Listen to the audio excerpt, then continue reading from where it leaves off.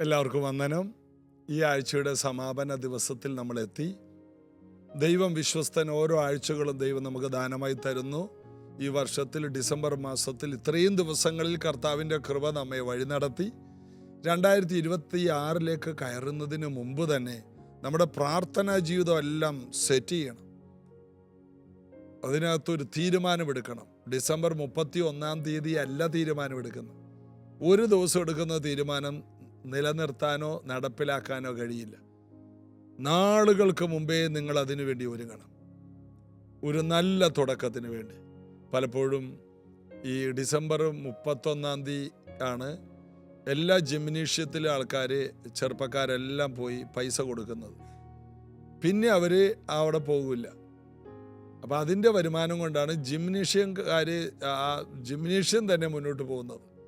കാരണം നല്ലൊരു തുക അഡ്മിഷൻ ഫീസായിട്ട് കിട്ടും. ഒരു 10-100 പേര് ഓരോ ജിമ്മിലും പോയി അങ്ങനെ കാശ് കൊടുക്കും. പിന്നെ അടുത്ത വർഷം അവർ ചെല്ലുള്ളൂ. അപ്പോൾ ഒരു തീരുമാനം എല്ലാവർക്കും ഉണ്ട്, നടപ്പിലാക്കാൻ കഴിയുന്നില്ല. എല്ലാവർക്കും ഉണ്ട്. ഇതെല്ലാം കേൾക്കുമ്പോൾ നിങ്ങൾക്കും എനിക്കുമൊക്കെ ചിരി വരും. നമ്മളിതൊക്കെ ഇങ്ങനെ കുറേ അബദ്ധം കാണിച്ചതാണ്. എല്ലാ വർഷത്തിലും ഞാനൊക്കെ വിശ്വാസത്തിൽ വന്നപ്പോൾ എല്ലാ വർഷവും സാക്ഷ്യം പറയുന്ന പരിപാടിയുണ്ട്. ഈ വർഷം കർത്താവിന് വേണ്ടി ഒന്നും ചെയ്തില്ല, വരുന്ന വർഷം ഞാൻ ആനയാണ്, മറ്റേതാണ്, വലിയ കാര്യം ചെയ്യും, കർത്താവിന് വേണ്ടി ഞാൻ ഭൂമിയുടെ അറ്റം വരെ പോകും. ചുമ്മാതാ. അതൊക്കെ നല്ല കാര്യങ്ങളാണ് പറയുന്നത്. നടപ്പിലാക്കണമെങ്കിൽ അതിന് വലിയൊരു ഒരുക്കം വേണം, വലിയ ഒരുക്കം വേണം, വലിയ തീരുമാനം വേണം, വലിയ പ്രാർത്ഥന വേണം. അല്ലെങ്കിൽ ഇത് ദൈവരാജ്യം ആയതുകൊണ്ട് പിശാചിൻ്റെ വലിയ ആക്രമണം ഉണ്ടാകും അതിനെതിരെ. എന്നാൽ അതിനെ ഓവർകം ചെയ്യുന്ന ദൈവശക്തി ദൈവം നമുക്ക് തരും. നമ്മളിവിടെ വായിച്ച ഭാഗങ്ങളെല്ലാം ഈ അപ്പോസ്തല പ്രവൃത്തിയിൽ മുഴുവൻ എതിരുകളാണ്, ഭീകരമായ എതിർപ്പുകളാണ് എവിടെയും. എന്നാൽ എതിർപ്പുകൾക്ക് ഇവരെ മറിക്കാൻ കഴിയുന്നില്ല. അതാണ് നമ്മൾ കാണുന്നത്. തെസലോനിക്ക, അപ്പോസ്തല പ്രവൃത്തി 17 തെസലോനിക്കയിൽ ഒരു കൂട്ടം ജനം, വലിയ കൂട്ടം വിശ്വസിച്ചപ്പോൾ അവിടെ യഹൂദന്മാരെ ഇളക്കി മറിച്ച് യഹൂദന്മാർ തന്നെ പൗലോസിനെയൊക്കെ അവിടെ നിന്ന് ഓടിച്ചു. ബെരോവയിൽ ചെന്ന് ദൈവജനം പറഞ്ഞു. 12 വാക്യത്തിൽ അവരിൽ പലരും മാന്യരായ യവന സ്ത്രീകളും പുരുഷന്മാരിലും അനേകരും വിശ്വസിച്ചു. അനേകർ വിശ്വസിച്ചു എന്ന് അവിടെ എഴുതിയിരിക്കുന്നത്. അവിടെ ഭയങ്കരമായൊരു കൂട്ടം അവിടെ വിശ്വാസത്തിൽ വന്നു. 13 വാക്യം, പൗലോസ് ബെരോവയിലും ദൈവവചനം അറിയിച്ചത് തെസലോനിക്കയിൽ യഹൂദന്മാർ അറിഞ്ഞ് അവിടെയും വന്നു, പുരുഷാരത്തെ ഇളക്കി ഭ്രമിപ്പിച്ചു. എവിടെ ചെന്നാലും ഇവർക്ക് വിശ്വസിക്കാൻ വേണ്ട, വിശ്വസിക്കുന്നവരെ മറിച്ച് കളയുക, വചനം പറയുന്നവരെ ഉപദ്രവിക്കുക. ഇതൊരു സ്പിരിറ്റാണ്, ഇതൊരു ആത്മാവാണ് സുവിശേഷത്തിനെതിരെ. എന്നാൽ അവർ വലിയ കൂട്ടം ജനമാണ്. പൗലോസും ശീലാസും അല്ലെങ്കിൽ 3-4 പേരേ വരുള്ളൂ. ഇവരിങ്ങനെ കപ്പലിൽ കയറി ഓരോ സ്ഥലത്തും ചെല്ലുന്നു. ഇവരെവിടെ ചെന്നാലും ജനം വിടുവിക്കപ്പെടുന്നു, സൗഖ്യമാകുന്നു, ഭൂതങ്ങൾ വിട്ടുപോകുന്നു. ഇവരെ തോൽപ്പിക്കാൻ ആർക്കും കഴിയുന്നില്ല. സുവിശേഷത്തെ പാതാള ഗോപുരത്തിന് ജയിക്കാൻ കഴിയില്ലെന്ന് യേശു പറഞ്ഞില്ലേ? അതങ്ങനെ തന്നെയാണ്. ഇവരെ തോൽപ്പിക്കാനേ കഴിയുന്നില്ല. 14 വാക്യം, ഉടനെ സഹോദരന്മാർ പൗലോസിനെ സമുദ്ര തീരത്തേക്ക് പറഞ്ഞയച്ചു. ശീലാസും തിമോത്തിയോസും അവിടെ തന്നെ പാർത്തു. പിന്നെ അടുത്ത സ്ഥലത്ത് പൗലോസ് വെറുതെ ഇരിക്കില്ല. അടുത്ത സ്ഥലത്ത് ചെന്നപ്പോൾ അവിടെ അഥേനരുടെ സ്ഥലത്ത് ചെന്നു. അവിടെയാണെങ്കിൽ 21 വാക്യത്തിൽ, എന്നാൽ അഥേനരൊക്കെയും അവിടെ വന്ന് പാർക്കുന്ന പരദേശികളും വല്ല പുതുമയും പറയുകയോ കേൾക്കുകയോ ചെയ്യാനല്ലാതെ മറ്റൊന്നിന് അവസരമുള്ളവരല്ല. അവർക്ക് വല്ല പുതുമയുണ്ടെങ്കിൽ, പുതിയ കാര്യങ്ങൾ വല്ലതും ഉണ്ടോ, പുതിയ കണ്ടുപിടുത്തം വല്ലതും ഉണ്ടോ, പുതിയ ടെക്നോളജി വല്ലതും ഉണ്ടോ, പുതിയ അപ്ഡേറ്റ് വല്ലതും ഉണ്ടോ, അല്ലാതെ ഒന്നും കേൾക്കാൻ താല്പര്യമുള്ളവരല്ല. പൗലോസ് പറയുന്നതോ പഴയ കാര്യമാണ്, ദൈവവചനത്തിൽ നിന്ന്. എന്നാൽ പൗലോസ് അവിടെ നിന്നുകൊണ്ട് അവരോട് സുവിശേഷം അറിയിച്ചു. പൗലോസ് പറഞ്ഞു, 23 വാക്യം, ഞാൻ ചുറ്റി നടന്ന് നിങ്ങളെ പൂജാസ്ഥാനങ്ങളെ നോക്കുമ്പോൾ അജ്ഞാത ദേവൻ എന്ന് എഴുതിയിരിക്കുന്ന ഒരു വേദിക്കല്ല് കണ്ടു. എന്നാൽ നിങ്ങൾ അറിയാതെ പൂജിക്കുന്നത് തന്നെ ഞാൻ നിങ്ങളോട് സംസാരിക്കും. അജ്ഞാത ദേവന്, ഒത്തിരി ദേവന്മാരുണ്ട് അഥേനക്കാർക്ക്. അതിനകത്ത് അജ്ഞാത ദേവന് അവര് പ്രാർത്ഥന നടത്തും. ഇനി ഈ കൂട്ടത്തിലുള്ള ഒരു ദൈവം അല്ലെങ്കിൽ ഇനി ഇതിനകത്തില്ലാത്തൊരു ദൈവം. അങ്ങനെ ഒരു ദൈവത്തോടായിരുന്നു കൊർന്നല്യോസ് പ്രാർത്ഥിച്ചിരുന്നത്, അജ്ഞാത ദേവന്. നമ്മൾ ഒരു കാലത്ത് അജ്ഞാത ദേവനോട് പ്രാർത്ഥിച്ചിരുന്നവരാണ്. കാരണം നമുക്ക് ദൈവത്തെ അറിയില്ലായിരുന്നു. അത് ക്രിസ്ത്യാനികളാണെങ്കിൽ പോലും എന്തെല്ലാം വിശുദ്ധന്മാരാണ്, ആരോടൊക്കെ പ്രാർത്ഥിക്കണമെന്ന് അറിയില്ല. അജ്ഞാത ദേവന്. ഒത്തിരി ദേവന്മാര് ക്രിസ്തീയ സമൂഹത്തിലുണ്ട്, എവിടെയുമുണ്ട്. എന്നാൽ സത്യം അറിയുവാൻ പൗലോസ് അവരെ നിർബന്ധിക്കുന്നതാണ്, അവരെ പ്രോത്സാഹിപ്പിക്കുന്നതാണ് കാണുന്നത്. നിങ്ങൾ അറിയാത്തൊരു ദൈവമുണ്ട്. ദൈവം അജ്ഞാത ദേവൻ. അത് കല്ലിലും മണ്ണിലും ഒതുങ്ങുന്നവനല്ല. ലോകവും അതിലെയൊക്കെയും ഉണ്ടാക്കിയ ദൈവം സ്വർഗത്തിലും ഭൂമിക്കും നാഥനായതുകൊണ്ട് 25-ാം വാക്യം, കൈപ്പണിയായ ക്ഷേത്രങ്ങളിൽ വാസം ചെയ്യുന്നില്ല, പള്ളിയിലില്ല, ഒരു രൂപത്തിലില്ല.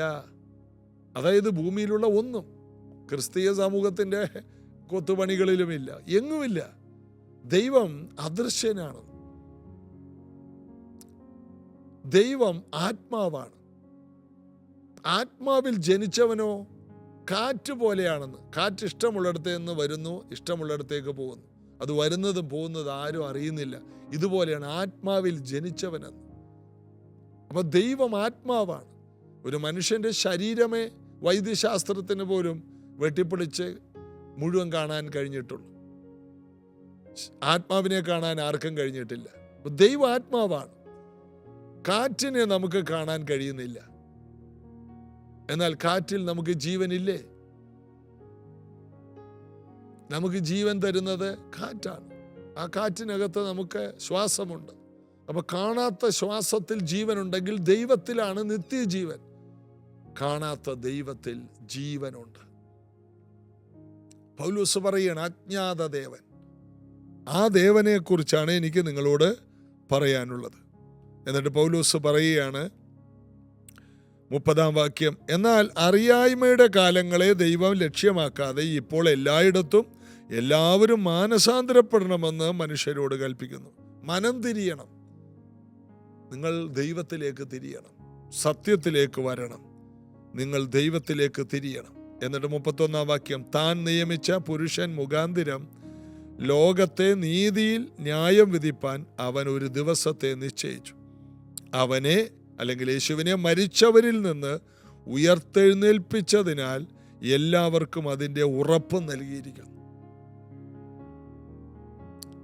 ദൈവം തൻ്റെ പുത്രനെ ഈ ഭൂമിയിലേക്ക് അയച്ച് മരിക്കാൻ, പാപങ്ങൾക്ക് പരിഹാരത്തിനായി മരിക്കാൻ ദൈവമായി അനുവദിച്ചു. അതായത് ദൈവം അനുവദിച്ചത് കൊണ്ടാണ് പുരോഹിതന്മാർക്കും പരീശന്മാർക്കും റോമാക്കാർക്കൊക്കെ ചേർന്ന് യേശുവിനെ കൊല്ലാൻ കഴിഞ്ഞത്.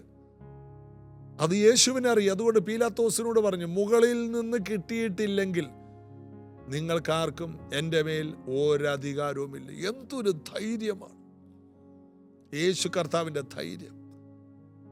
കാരണം ഈ പീലാത്തോസ് ഒരു ഡയലോഗ് അടിച്ചു, നിന്നെ വിട്ടയക്കാനും നിന്നെ ശിക്ഷിക്കാനും എനിക്ക് അധികാരമുണ്ട്. അതിന് യേശു വാ തുറന്നു. എല്ലാ കാര്യത്തിനും യേശു വാ തുറന്നില്ല. ആ സമയത്ത് യേശു വാ തുറന്നിട്ട് പറഞ്ഞു, മുകളിൽ നിന്ന് ലഭിച്ചിട്ടില്ലെങ്കിൽ ആർക്കും എൻ്റെ മേൽ എന്നെ പിടിക്കാൻ പോലും കഴിയില്ല. ഇപ്പോഴും ഞാൻ ഒന്ന് ചോദിച്ചാൽ എൻ്റെ ദൈവം 12 ലീജിയൻ പട്ടാളക്കാരെ അല്ലെങ്കിൽ ദൂതന്മാരെ, എൻ്റെ ചേവകരെ എനിക്ക് വേണ്ടി സ്വർഗത്തിൽ നയിക്കും. എന്നാൽ തിരുവെഴുത്തിന് നിവർത്തി വരേണ്ടതിന് ഇത് സംഭവിക്കണം. എൻ്റെ പിതാവ് ഇത് അനുവദിച്ചതാണ്. എന്നെ തകർത്ത് കളയുവാൻ എൻ്റെ പിതാവിന് ഇഷ്ടം തോന്നി. അത് എന്നോടുള്ള വിരോധമല്ല, നിങ്ങളോടുള്ള സ്നേഹമാണ്. യേശുവിന് പറയാനുള്ളത് അതാണ്. ഞാൻ ന്യായപ്രമാണത്തെ നീക്കാൻ വന്നതല്ല, ഞാൻ ന്യായപ്രമാണത്തെ നിവർത്തിക്കാൻ വന്നതാണ്. യേശുവിനറിയാം ന്യായപ്രമാണത്തിന്റെ പൂർത്തീകരണം ഞാനാണ്. ക്രിസ്തുവിൽ ന്യായപ്രമാണം പൂർത്തീകരിക്കപ്പെടുന്നു. എഴുതിയ മോശയ്ക്കും തുടർന്നുള്ള ആർക്കും തന്നെ ന്യായപ്രമാണം പൂർത്തിയാക്കാൻ കഴിഞ്ഞില്ല. ഒരുവൻ സകലതും ചെയ്തിട്ട് ഒന്നിൽ തെറ്റിയാൽ സകലത്തിലും കുറ്റക്കാരനായി തീരുന്നു എന്ന് യാക്കോബിന്റെ ലേഖനത്തിൽ പറയുന്നു. ഇതുപോലെ ഇവർക്ക് ന്യായപ്രമാണത്തിൽ ജീവിക്കാൻ ആർക്കും കഴിഞ്ഞില്ല. എല്ലാവരും പാപം ചെയ്ത് ദൈവ തേജസ് നഷ്ടപ്പെടുത്തി. എന്നാൽ ന്യായപ്രമാണം കൊടുത്ത അതേ വചനം തന്നെ ജഡമായി തീർന്നു. സാക്ഷാൽ വചനം, സാക്ഷാൽ ന്യായപ്രമാണം ജഡമായി തീർന്നു. കല്ലിൽ കൊത്തിയ ന്യായപ്രമാണമാണ് അവർ കണ്ടിട്ടുള്ളൂ. എന്നാൽ ജഡമുള്ള ന്യായപ്രമാണം അവരുടെ ഇടയിൽ നടന്നു. കൃപയും സത്യവും നിറഞ്ഞവനായി നമ്മുടെ ഇടയിൽ പാർത്തുന്നു. മോശ ന്യായപ്രമാണത്തിന്റെ കൽപ്പലകയെ എറിഞ്ഞുടച്ചെങ്കിൽ യഹൂദന്മാർ ന്യായപ്രമാണത്തിന്റെ ശരീരത്തെ ക്രൂശിച്ചു. അത്രയേ ഉള്ളൂ. എന്നാൽ യേശു ക്രിസ്തു ആകുന്ന ന്യായപ്രമാണം പുതിയ നിയമത്തിന്റെ നിത്യജീവന്റെ സന്ദേശവുമായി 3-ാം ദിവസം ഉയർത്തെഴുന്നേറ്റു. ക്രൂശിൽ വിളിച്ചു പറഞ്ഞു, സകലത് നിവർത്തിയായി. അതായത് ന്യായപ്രമാണത്തിന്റെ ആ നിയമത്തിൽ നിന്ന് നമ്മെ വിലക്ക് വാങ്ങി. ഇനി നമ്മൾ പാപികളല്ല. ന്യായപ്രമാണം പറയുന്നു മനുഷ്യരെല്ലാവരും പാപികളാണ്. എന്നാൽ യേശു ക്രിസ്തുവിന്റെ പുതിയ നിയമം പറയുന്നു യേശുവിൽ വിശ്വസിക്കുന്നവർക്ക് നിത്യജീവനുണ്ട്. പാപിയല്ല, വിശുദ്ധരാണ്. ഇതാണ് പൗലോസ് ഈ അഥേനക്കാരോട് പറയുന്നത്. അവിടെയും വായിക്കുന്നു 34-ാം വാക്യം. ചില പുരുഷന്മാർ അവനോട് ചേർന്ന് വിശ്വസിച്ചു. അവരിൽ അരയോപക സ്ഥാനിയായ ദിയോനുസ്യനോസും ദമരീസ് എന്നു പേരുള്ള സ്ത്രീയും മറ്റു ചിലരും ഉണ്ടായിരുന്നു. അവിടെയുള്ള വലിയ വലിയ ആൾക്കാർ പോലും വിശ്വാസത്തിലേക്ക് വന്നു. ഇവിടെയെല്ലാം ആരും വിശ്വാസത്തിൽ ഇല്ലാത്ത സ്ഥലങ്ങളിൽ നടന്ന് അവരോടെല്ലാം കയ്യിൽ ബൈബിളൊന്നുമില്ല, വെറുതെ നടക്കുകയാണ്. അവർ പറയുമ്പോൾ അവരുടെ അകത്തേക്ക് കർത്താവിനെ കുറിച്ചുള്ള വചനം വന്ന് കയറുകയാണ്. ദൈവവചനം പൗലോസിന്റെ ശീലാസിന്റെ ഉള്ളിൽ നിറച്ചു വെച്ചിരിക്കുകയാണ്. ഹൃദയം നിറഞ്ഞു കവിയുന്നു, വായ് സംസാരിക്കുന്നു. പ്രഭുക്കന്മാർ, ഉന്നതന്മാരെല്ലാം വിശ്വാസത്തിന് അധീനരാകുന്ന ഒരു കാഴ്ചയാണ് കാണുന്നത്.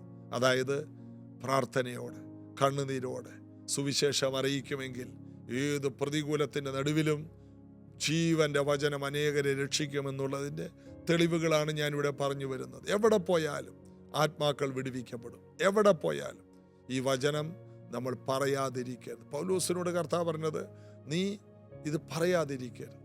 നീ എല്ലായിടത്തും, കൊരിന്ത്യരിൽ വെച്ച് കർത്താവ് പ്രത്യേകം പറഞ്ഞു, നീ ഇത് എല്ലാവരോടും പറയണം.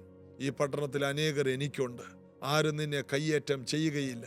നീ ആമേൻ ഇവിടെ അധികം പറയേണ്ടതാണ്, നീ അടുത്ത സ്ഥലത്ത് പറയേണ്ടതാണ്. നീ ഇത് പറയണം, നീ ഇത് പറയണം. കർത്താവ് ദർശനത്തിൽ രാത്രികളിലൊക്കെ വന്ന് പൗലോസിനോട് പറയും, മോനെ ഇത് പറയണം, നീ പറയാതിരിക്കരുത്. കർത്താവിന് നിർബന്ധമാണ്. പൗലോസിനെ നിർബന്ധിക്കുകയാണ്. കർത്താവിൻ്റെ സ്നേഹം, വചനം, ദർശനം നിർബന്ധിക്കുകയാണ്. സ്വർഗീയ ദർശനത്തിന് അനുസരണക്കേട് കാണിക്കാൻ പൗലോസിന് കഴിയുന്നില്ല. ഇതുപോലെ പ്രൈസ് ജനറേഷൻ ചർച്ചിലുള്ളവരും ഈ ജീസസ് എവരിഡേ ശ്രദ്ധിക്കുന്നവരും അറിയണം, നമ്മുടെ വാ യേശുവിന് വേണ്ടി വിശാലപ്പെടുമെങ്കിൽ, യേശുവിനെ കുറിച്ച് പറയുമെങ്കിൽ ആയിരങ്ങൾ നമ്മുടെ സുവിശേഷീകരണത്തിലൂടെ ഈ സത്യത്തിലേക്ക് വരും എന്നുള്ളതിന് യാതൊരു തർക്കവുമില്ല. കർത്താവിൽ ആശ്രയിക്കാം.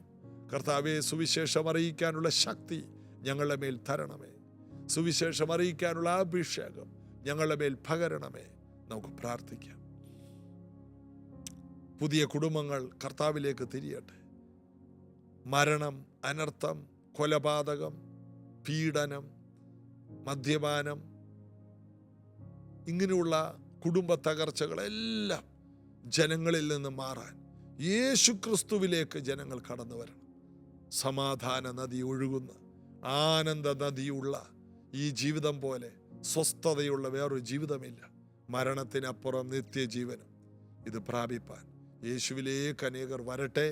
ഇത് കേൾക്കുന്ന ഓരോ വ്യക്തികളും യേശുവിനെ സ്വീകരിക്കുക. യേശുവിന് വേണ്ടി ജീവിക്കുവാൻ, യേശുവിന് വേണ്ടി സംസാരിക്കുവാൻ ഓരോരുത്തരെയും കർത്താവ് പ്രാപ്തരാക്കട്ടെ. നമുക്ക് പ്രാർത്ഥിക്കാം യേശുവിൻ്റെ നാമത്തിൽ. ഇത് കേൾക്കുന്ന ഓരോ വ്യക്തികളുടെ ഹൃദയങ്ങൾ തുറന്നു വരട്ടെ.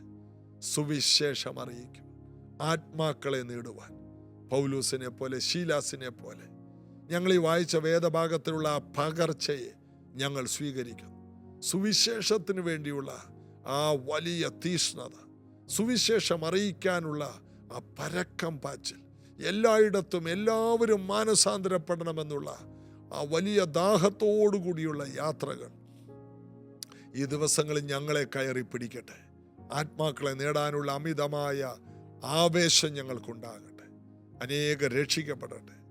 സമൂഹത്തെ തൊടുന്ന ഒരു ക്രൂശിൻ്റെ വചനം ഓരോ വ്യക്തികളുടെ മേലും പകരണമേ.